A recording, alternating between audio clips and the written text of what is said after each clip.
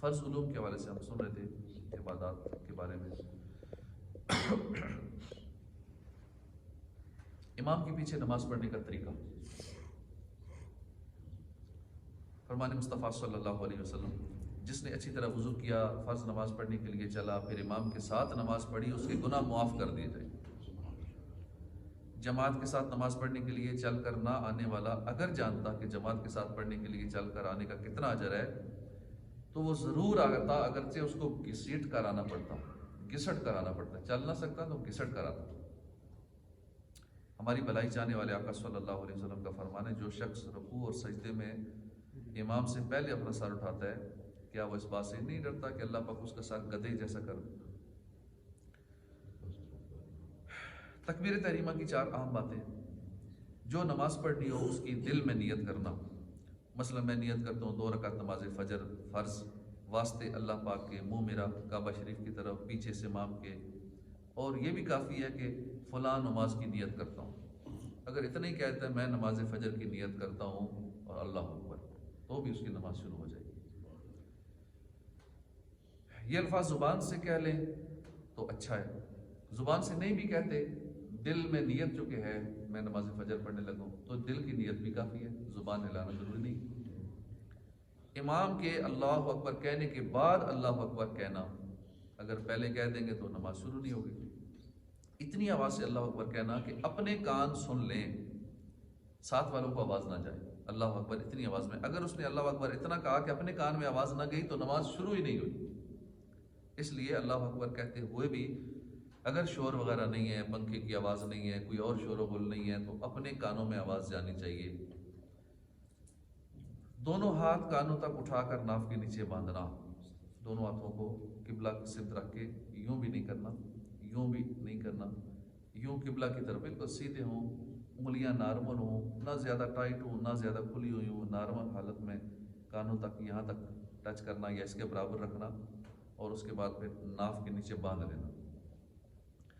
ثنا مکمل پڑھنا، جیسے سبحانک اللہم و بحمدک و تبارک اسمک و تعالی جدک. و تعالی جدک نہیں پڑھنا، و تعالی نہیں ہے، و تعالی، لام کھڑا زبر لا. ثنا کے علاوہ کچھ نہ پڑھنا اور چپ کھڑا رہنا. ثنا صرف پڑھنی ہوتی ہے مقتدی نے، پھر خاموش ہونا ہوتا ہے، پھر کچھ نہیں پڑھنا ہوتا. آمین بھی نہیں کہنا اونچی آواز میں. امام چاہے بلند آواز سے قرات کر رہا ہو یا آہستہ، مقتدی کو خاموش رہنا لازم ہے. قرآن پاک میں ہے وَإِذَا قُرِئَ الْقُرْآنَ فَاسْتَمِعُوا لَهُ وَانصِتُوا لَعَلَّكُمْ تُرْحَمُونَ. اور جب قرآن پڑھا جائے تو اسے کان لگا کر سنو اور خاموش رہو کہ تم پر رحم. ایک قرآن پڑھ رہا ہو تو باقیوں کو خاموش رہنا ضروری ہو جاتا ہے. اس لیے جہاں قرآن خوانیاں ہوتی ہیں وہاں چاہیے سارے مل کے نہ پڑھیں، کیونکہ جب ایک پڑھے گا تو باقیوں کے لیے چپ ہونا ضروری ہو جاتا ہے. تو قرآن خوانی کے دوران بھی ختم شریف گھروں میں پڑھتے ہیں تو لوگوں کو یہ مسئلہ پتہ نہیں ہوتا، سارے قرآن اونچی آواز میں پڑھ رہے ہوتے ہیں. وہاں آہستہ پڑھا جائے، بس اپنے کان میں آواز جائے، سارے اونچا نہ پڑھیں، کیونکہ سارے اونچا پڑھیں گے تو یہ ایک کا پڑھنا ہوتا ہے، باقیوں نے سننا ہوتا ہے، پھر باقی چپ کر پھر سنیں گے.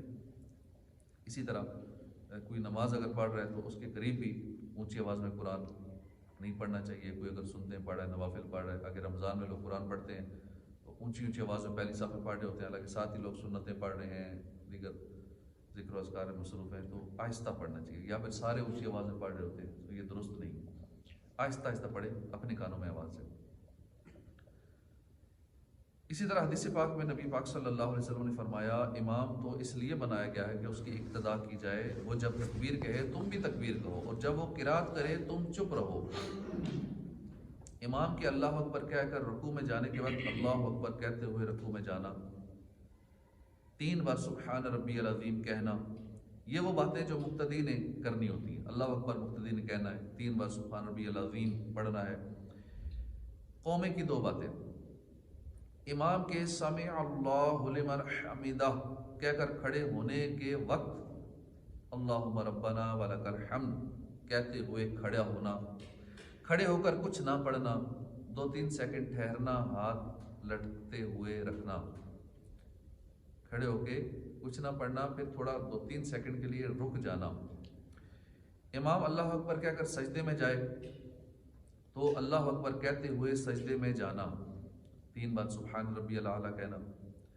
جلسے کی 2 اہم باتیں، امام اللہ اکبر کہہ کر بیٹھے تو اللہ اکبر کہتے ہوئے بیٹھنا، مکمل بیٹھنے کے بعد اللہم اغفر لی کہنا، پھر دوسرے سجدے میں جانا۔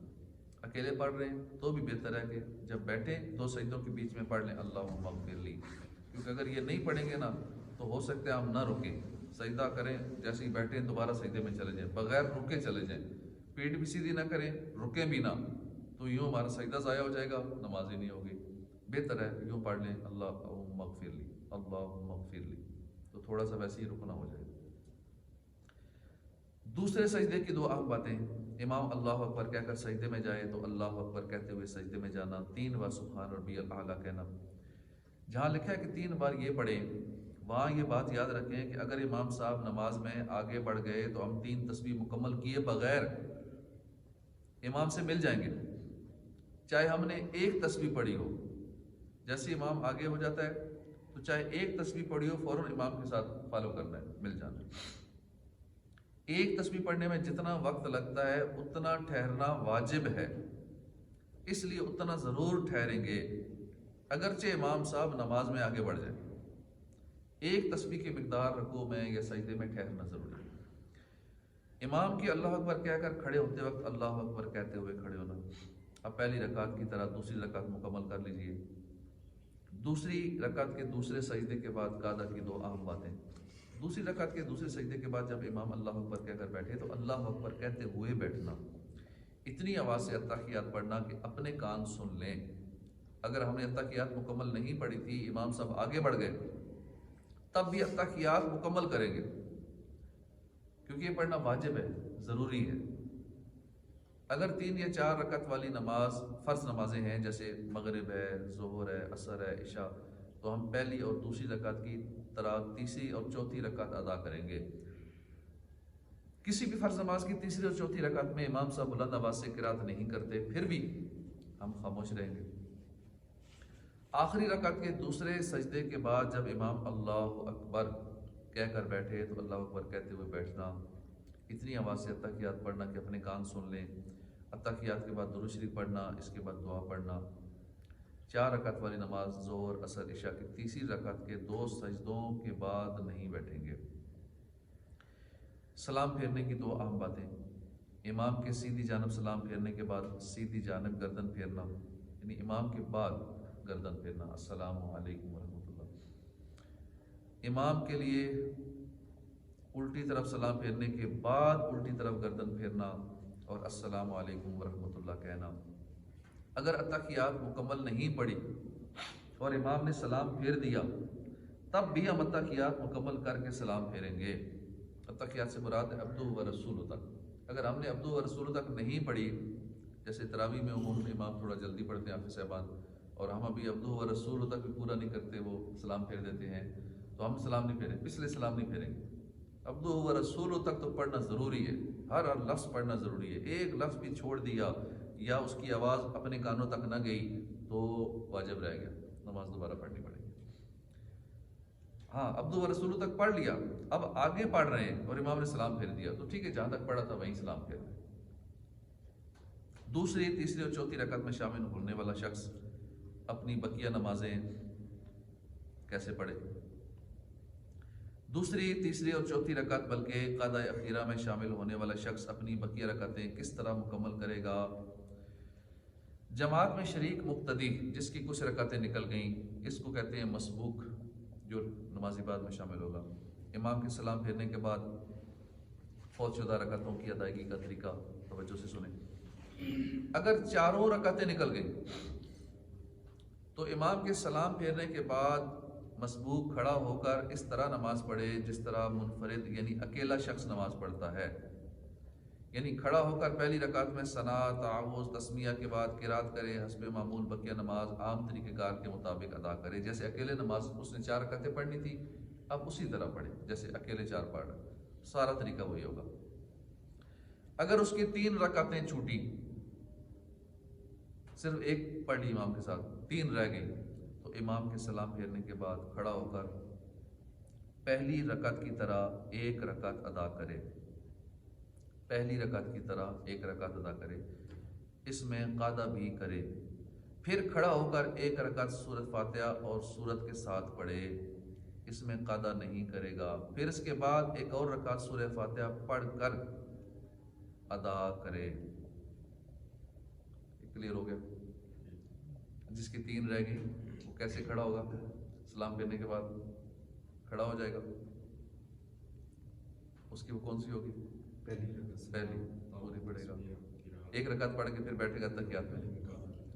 اس کے بعد تحیات کے بعد جب کھڑا ہوگا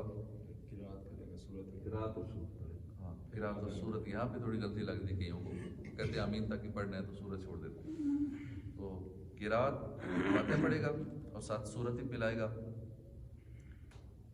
پھر اس کے بعد پھر جب اگلی والی پڑھے گا، آخری والی، اس میں قضا نہیں کرے گا۔ پھر اس کے بعد ایک اور رکعت جو پڑھے گا وہ سورہ فاتحہ پڑھ کر ادا کرے گا، یعنی اس میں سورت نہیں ملانی۔ اور اگر 2 رکعتیں نکلی ہوں تو امام کے سلام پھیرنے کے بعد کھڑا ہو کر 2 رکعتیں سورہ فاتحہ اور سورت کے ساتھ پڑھے، جس کی پہلی رکعت میں ثناء، تعوذ، تسمیہ بھی پڑھے۔ اگر مغرب کی نماز میں 2 رکعتیں رہ گئی ہوں تو اپنی 1 رکعت ادا کرنے کے بعد قضا بھی کرنا ہوگا۔ اگر 1 رکعت نکلی ہے تو کھڑا ہو کر ثناء، تعوذ، تسمیہ کے بعد سورہ فاتحہ اور سورت کی قرات کر کے رکعت مکمل کرے۔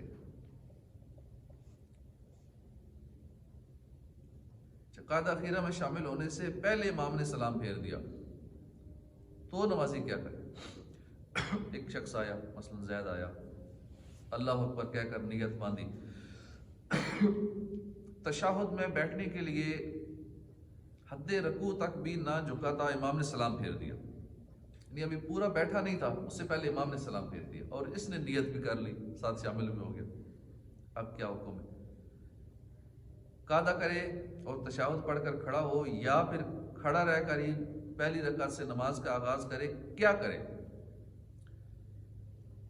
اس صورت میں جماعت نہیں ملی، زید کو جماعت نہیں ملی اور نہ ہی اس کی اپنی اکیلے کی نماز شروع ہوئی، جماعت بھی نہیں ملی، اپنی بھی نہیں شروع ہوئی، بلکہ اس کو نئے سرے سے نماز پڑھنی ہوگی۔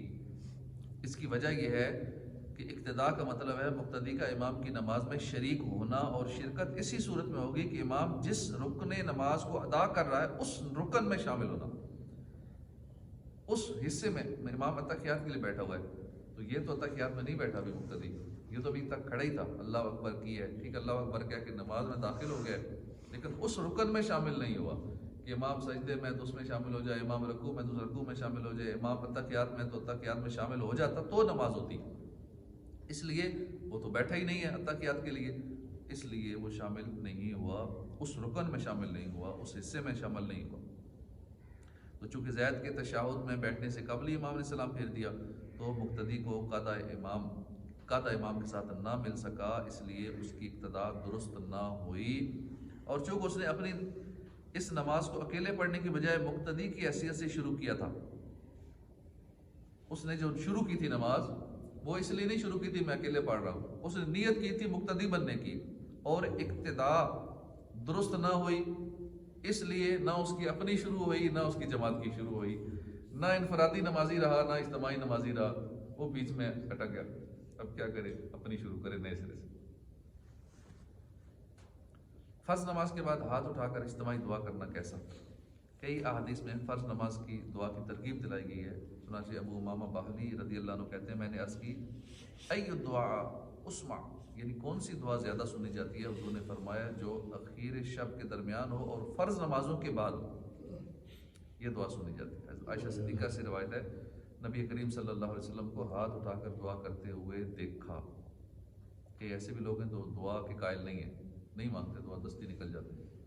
دعا مانگنی چاہیے، فرضوں کے بعد کی دعا قبول ہوتی ہے۔ اور اجتماعی دعا، نماز کے بعد جو اجتماعی دعا مانگتے ہیں، اجتماعی دعا بھی قبول ہوتی ہے کہ ان میں کوئی ایک آدمی اللہ کا پیارا بندہ ہے، کسی ایک کی بھی اللہ نے قبول کر لی تو اس ایک کی وجہ سے باقیوں کی بھی قبول ہو جاتی ہے۔ اس لیے جہاں بھی اجتماعی دعا ہو اس میں شامل ہونا چاہیے، نماز کے بعد بھی اجتماعی طور پہ دعا کر کے پھر جانا چاہیے۔ پھر انشاءاللہ باقی مسائل ہیں، سترے کے مسائل ہیں، نمازی کے آگے سے گزرنے کے حوالے سے بہت لوگ غلطیاں کر رہے ہوتے ہیں، کوئی سنتیں پڑھ رہے آگے سے گزر جاتے ہیں، اس کی احتیاط نہیں کرتے۔ انشاءاللہ اس کے مسائل اگلے درس میں سنیں گے۔ اللہ پاک ہمیں عمل کی توفیق عطا فرمائے، آمین، بجاہ نبی الامین صلی اللہ تعالی علیہ وآلہ وسلم.